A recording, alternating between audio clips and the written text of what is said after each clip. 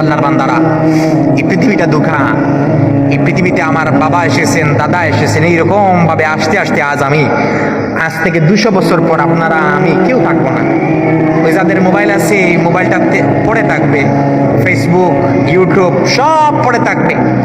আপনি যদি মৃত্যু কামনা না করেন, আপনার মৃত্যু হবে কি হবে না? আপনি যদি ইচ্ছা করে যদি মরতে নাও চান, আপনার মৃত্যু হবে। আপনি যদি সারাটা দিন অবহেলায় কাটিয়ে দেন, আপনার দিন শেষ হবে, রাত শেষ হবে। গুরুত্ব দিয়ে দিলেও আপনার রাত শেষ হবে, দিন শেষ হবে। আপনার বন্ধু বান্ধব দেখবেন একদিন কাউকে আপনি পাবেন না, কেউ নাই, মা নাই, বাবা নাই, বন্ধু নাই, আত্মীয় স্বজন নাই, স্ত্রী নাই, সব শেষ, একা। আপনি কার জন্য পৃথিবীর মধ্যে এত ব্যস্ততার মধ্যে থাকলেন?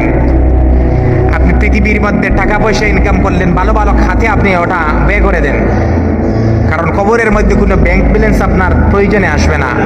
আপনার প্রয়োজনে আসবে পৃথিবীর মধ্যে ভালো কাজ করেছেন ওইটুকু, আপনার নামাজ, আপনার রোজা, আপনার যাকাত, আপনার তাওবা ইস্তেগফার, আপনার কোরআনুল কারীম, এই তেলাওয়াতটুকু, সওয়াবটুকু আপনার কবরের মধ্যে গিয়ে সেদিন পাবেন। কোরআনকে যদি আপনি প্রশ্ন করেন, কোরআন তোমাকে দুনিয়ার মধ্যে কেন তোমাকে নাজিল করা হলো? কোরআন বললে ওয়ানুনাজ্জিলু মিনাল কুরআনি মা হুয়া শিফা ওয়া রাহমাতুল লিল মুমিনিন।